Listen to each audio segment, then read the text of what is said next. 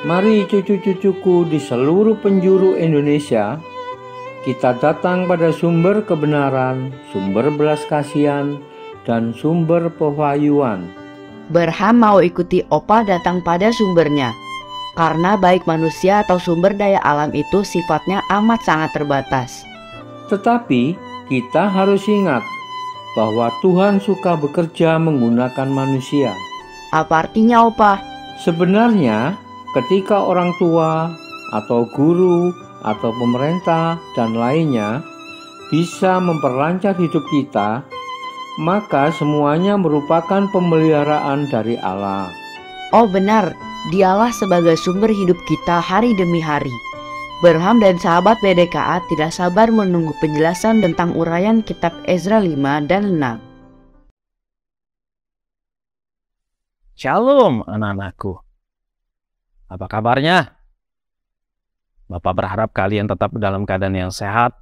Dan kita hari ini berjumpa di dalam pembahasan firman Tuhan, renungan berpetualangan dalam kerajaan Allah dengan tema pembangunan kembali bait Allah yang diambil dari Ezra 5 dan 6. Mari kita terlebih dahulu bersatu di dalam doa.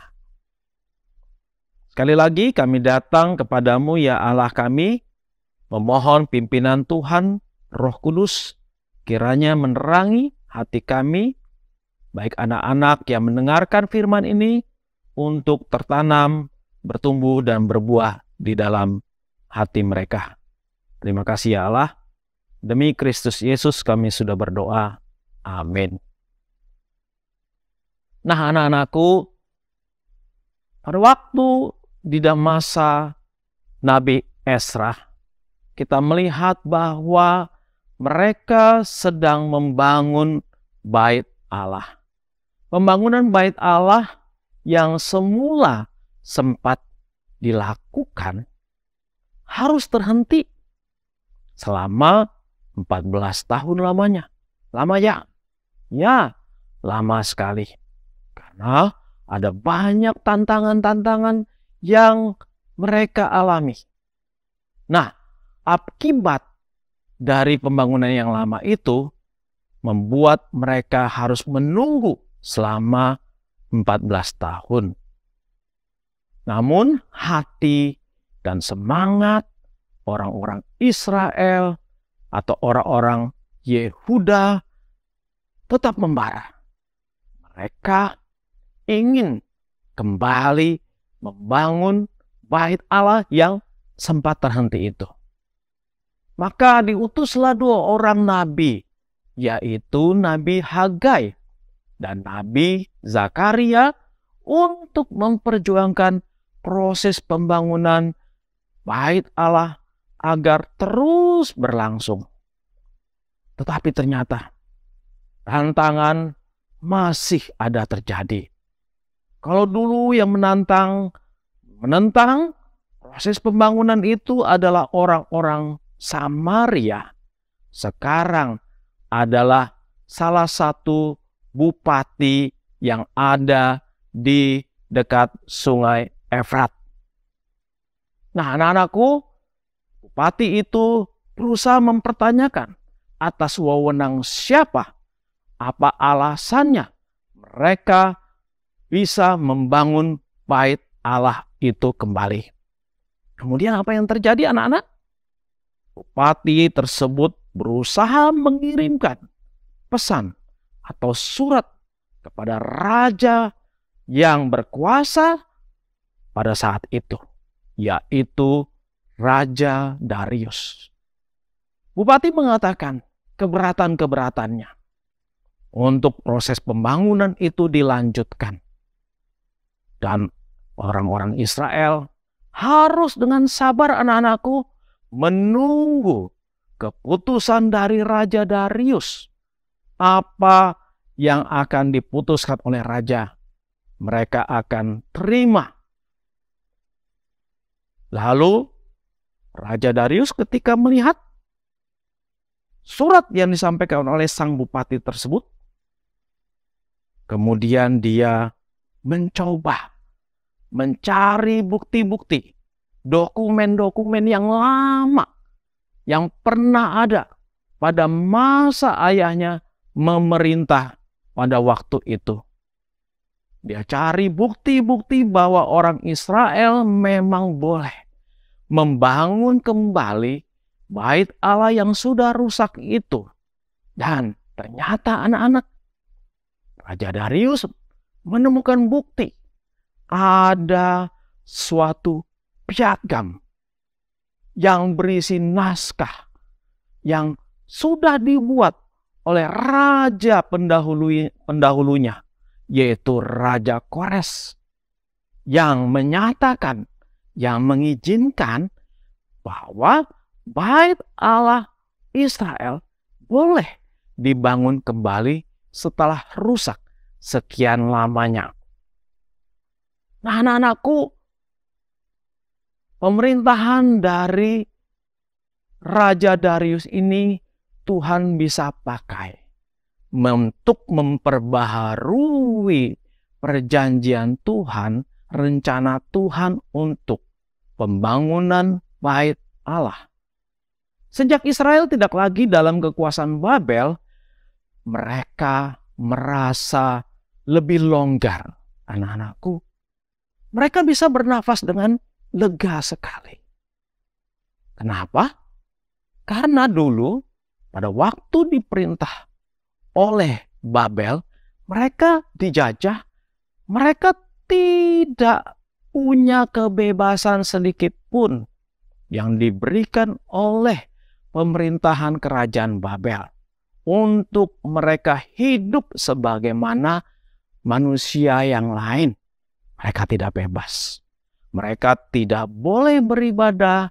Mereka tidak boleh melakukan tradisi-tradisi agamanya dan ritual-ritual agama yang diajarkan oleh nenek moyang Israel. Tetapi puji Tuhan, setelah di masa pemerintahan Media Persia ini, mereka sekarang boleh beribadah. Mereka dapat mengurus diri mereka sendiri. Inilah yang terjadi, anak-anakku, dan kita melihat bahwa apa yang mereka inginkan untuk bisa membangun kembali bait Allah Israel dan melaksanakan ibadah dengan membaca hukum Taurat, merayakan Paskah, dan lain sebagainya, itu sangat mereka impikan. Tetapi anak-anakku, orang-orang yang ingin menghambat ini, termasuk para pemimpin-pemimpin, pejabat-pejabat di sana, dan berbagai orang-orang dan bangsa-bangsa lain tidak mau menerimanya. Mereka tetap mau menghambat. Tetapi Raja Darius kemudian mengizinkan, oleh karena dia sudah melihat piagam yang suatu perjanjian yang sudah dilakukan oleh pendahulunya Raja Kores dengan bangsa Israel. Dan bersyukur, puji Tuhan, proses pembangunan itu dapat diselesaikan pada tahun ke-6 pemerintahan Raja Darius. Nah, anak-anakku, di sini kita bisa melihat bagaimana penyertaan Tuhan itu nyata. Kunci keberhasilan dari orang-orang Israel bisa membangun bait Allah selama bertahun-tahun bukan terletak pada kehebatan mereka, kepada tenaga-tenaga yang mereka miliki, termasuk juga bahan-bahan material untuk pembangunan bait Allah, dan termasuk juga bukan karena jasa dari Raja Darius, tetapi semuanya adalah karena Tuhan bekerja di balik segala proses pembangunan bait Allah ini. Karena itu, anak-anak, kita bisa belajar satu hal di sini, bahwa setiap rencana yang dibuat manusia tidak akan ada gunanya dan tidak akan berhasil dengan sempurna tanpa melibatkan Allah di dalam hidup kita. Bagaimana kita berserah sepenuhnya kepada Allah atas apa yang kita rencanakan, termasuk cita-cita, termasuk keinginan kalian dari sejak kecil hingga nanti pada waktu dewasa. Semuanya harus dikerjakan, semuanya harus dijalankan di dalam kehendak Tuhan saja, dengan melibatkan Tuhan. Berdoa itu pasti, tetapi tekun dan berusaha itu juga harus kita jalankan, bukan? Di dalam kehidupan kita kalau kita ingin dapat berhasil. Nah, anak-anakku, kembali ke dalam cerita tentang pembangunan bait Allah ini. Orang Israel merasa bersyukur setelah proses pembangunan bait Allah itu diselesaikan. Dan akhirnya makin banyak orang Israel yang ada di pembuangan mau kembali. Mereka kembali ke negeri nenek moyang mereka. Karena mereka sudah melihat penyertaan Tuhan yang begitu luar biasa. Nah, di sini kita melihat mereka melakukan ritual. Mereka memotong korban persembahan hewan untuk dipersembahkan kepada Allah sebagai ucapan syukur mereka atas perbuatan Tuhan di dalam hidup mereka. Nah, mereka bersyukur kepada Allah. Ini hal yang menggembirakan hati mereka. Mereka bersyukur bukan hanya karena mereka sudah berhasil membangun bait Allah, tetapi yang paling utama, anak-anak, mereka bersyukur karena mereka bisa beribadah kembali. Mereka dapat mendengarkan hukum Taurat kembali, Taurat Tuhan yang diajarkan oleh imam pada waktu itu yang dipilih, yaitu Ezra, sebagai ahli Taurat yang pertama di Israel. Mereka mendengarkan Taurat Tuhan dan mereka juga merayakan Paskah kembali. Setelah mereka tidak merayakan Paskah berpuluh-puluh tahun, anak-anak, mereka sekarang dapat merayakan Paskah kembali. Hal inilah yang menyukakan hati mereka. Karena itu, anak-anak, pesan apa yang bisa kita dapat dari pelajaran tentang Ezra ini? Ya, kita dapat belajar bahwa semua hal yang kita lakukan adalah karena Tuhan. Karena Tuhanlah kita bisa, karena Tuhanlah kita mampu. Dan kita tentunya harus selalu bersyukur kepada Dia. Di dalam doa-doa kita, kalau kita mampu menyelesaikan pekerjaan-pekerjaan kita, sekolah kita, tugas-tugas rumah kita, dan berbagai hal yang lainnya. Kiranya cerita ini menjadi berkat bagi kita sekalian. Mari kita bersatu di dalam doa.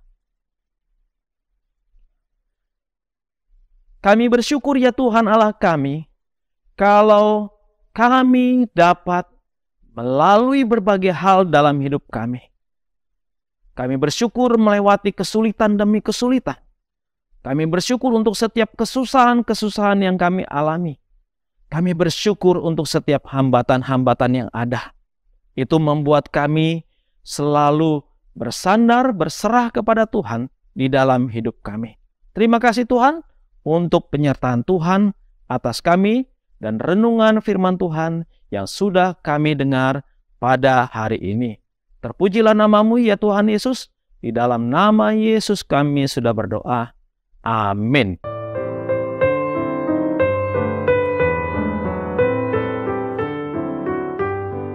Berham, coba lihat bayang-bayang tubuhmu terlihat panjang.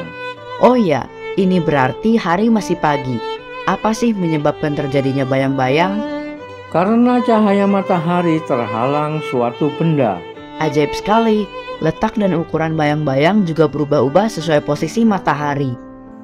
Opa jadi ingat, setiap kali baca firman Tuhan, maka dengan cermat kita harus memperhatikan bayang-bayang itu menggambarkan siapa. Pasti menggambarkan Kristus itu yang sejati. Mari kita bersukacita dalam Tuhan sama seperti umat Israel. Jangan bergantung pada bangunan bait Allah, yang hanya merupakan bayang-bayang dari Tuhan Yesus. Dialah yang seharusnya dinantikan umat Israel dan yang sudah digenapi pada zaman kita sekarang. serta kita tunggu kedatangannya yang kedua. Lanjutkan terus membaca dari kitab Ezra 7-8.